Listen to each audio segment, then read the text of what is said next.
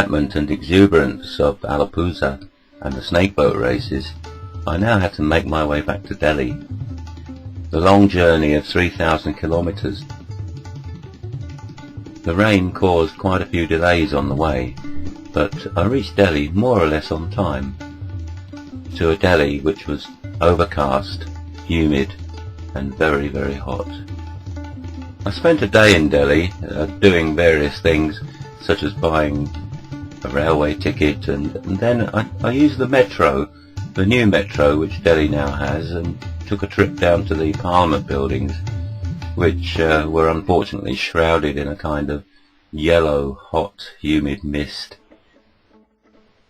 However, on the way back to Delhi, I did drop off at a town called Jalgaon, which is quite close to the very ancient Ajanta Caves.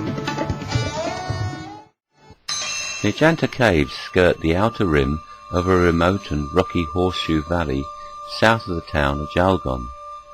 They are of course richly carved, but inside some, sadly difficult to photograph, ancient paintings adorn the walls and the ceilings. Unlike Ellora, about 150 kilometers away, the caves are all Buddhist, and really I didn't find them as mind-blowingly incredible as the great Kailasa temple at Ellora. But seeing the paintings and the carvings, it still amazed me to think that they date back as far as 200 BC. For centuries before, they had only been frequented by local tribal people.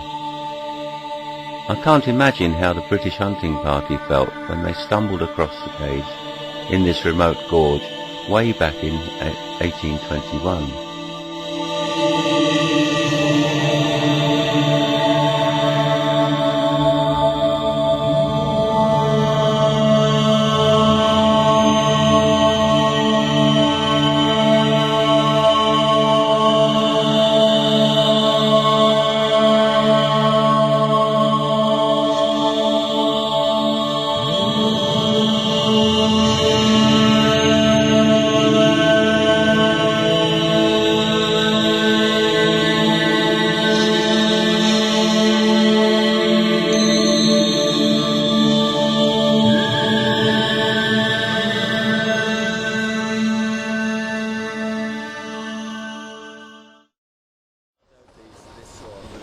On leaving Delhi, my plan was to head up to Shimla and spend a pleasant few days there before I had to fly home.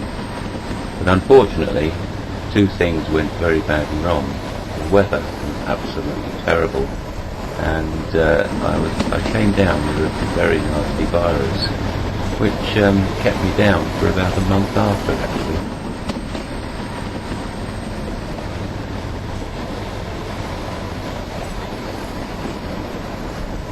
While I was there, several nights of rain caused quite a few landslides in and around Shimla.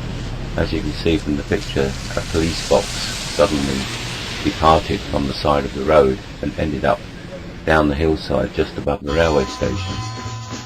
So the time finally came for me to leave Shimla and head off back down to Delhi and to the airport and fly home again. So although the final week had not been such a pleasure for me, I can't help remembering all the fantastic things that I've seen and heard during the weeks I've spent in India. So here's, to finish with, I'm going to show you some of the highlights of the trip. Of course, along with some fantastic Indian music.